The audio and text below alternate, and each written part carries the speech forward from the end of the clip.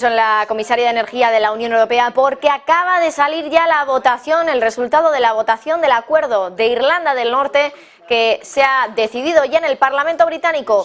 ¿Cuál ha sido el resultado? Bueno, pues finalmente gana Rishi Sunak con 515 votos a favor de los legisladores británicos contra los 29 que tenía en contra. Bueno, ya les decíamos al empezar el programa, se lo comentábamos también en el informativo, que lo que esperaban era que Rishi Sunak consiguiera, bueno, pues que esta medida saliera adelante, a pesar de que muchos de su propio partido, incluido por ejemplo la ex primera ministra Liz Truss, no estaban de acuerdo con este acuerdo, valga la redundancia, de Irlanda del Norte, para ver cómo era el comercio a partir de ahora entre el Reino Unido e Irlanda del Norte también, teniendo en cuenta que bueno, pues es un acuerdo que se ha hecho en consonancia con la Unión Europea. 515 votos a favor en el Parlamento británico, 29 en contra. ¿Y exactamente en qué consiste ese acuerdo del comercio de Irlanda del Norte? Me parece que ya tenemos a nuestro compañero José de la Morena para explicarnos un poquito más en detalle exactamente cuál es la letra pequeña de este acuerdo, en qué consiste, por qué había detractores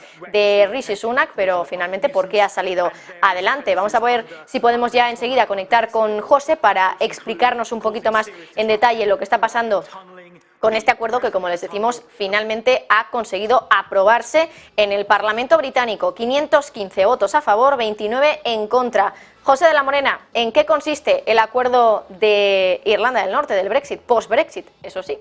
¿Qué tal? Bueno, relevante esa aprobación por fin del acuerdo del Brexit, ya lo dan por cerrado, 515 votos a favor, 29 en contra. Decía yo antes que podía saltar la sorpresa. Claro, no sería la primera vez que su propio partido abandona al primer ministro. No sería la primera vez. El caso es que finalmente no se ha producido, así que tienen esa mayoría gracias, bueno, a que prácticamente todo el Parlamento, unos porque son suyos y otros porque son los conservadores euroescépticos que iniciaron también todo esto presionando. El caso es que finalmente sale adelante ese acuerdo.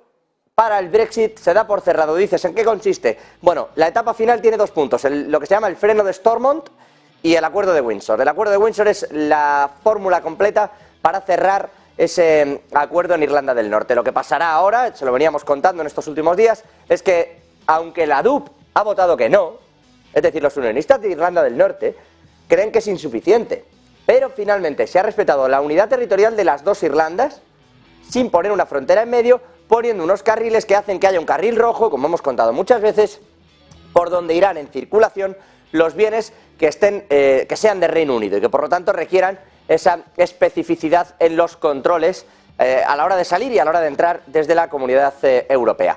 En verde, por los que son de Europa para Europa. Eso es lo que habrá en Irlanda del Norte. Esto es el marco del acuerdo de Windsor. Dentro de todo eso, por cierto, hay que decir, y en aras también a lo que está ocurriendo con los precios de los alimentos en Reino Unido, donde hoy hemos sabido también que no frenan la inflación para nada y que son precisamente los alimentos los que se están disparando, bueno, y más que se van a disparar porque con estos controles muchos de ellos tienen aranceles.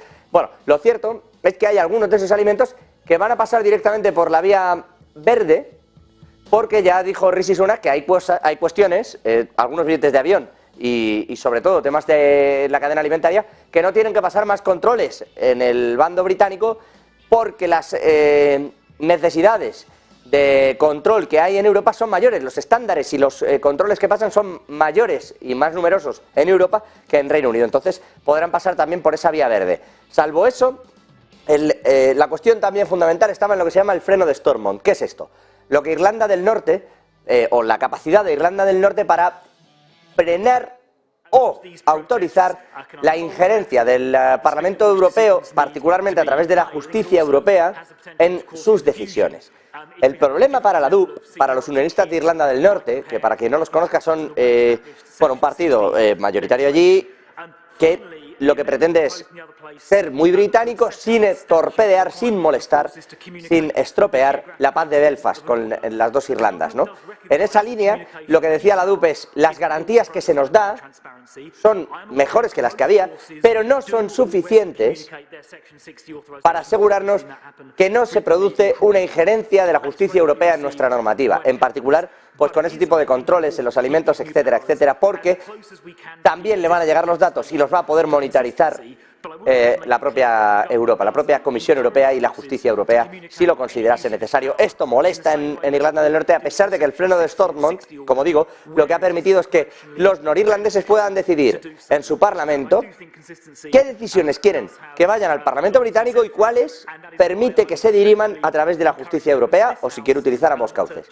Eso es lo que sale adelante. Finalmente hay Brexit, finalmente, por fin, además, lo que hemos tardado, tres primeros ministros después, en el cuarto Rishi Sunak lo logra.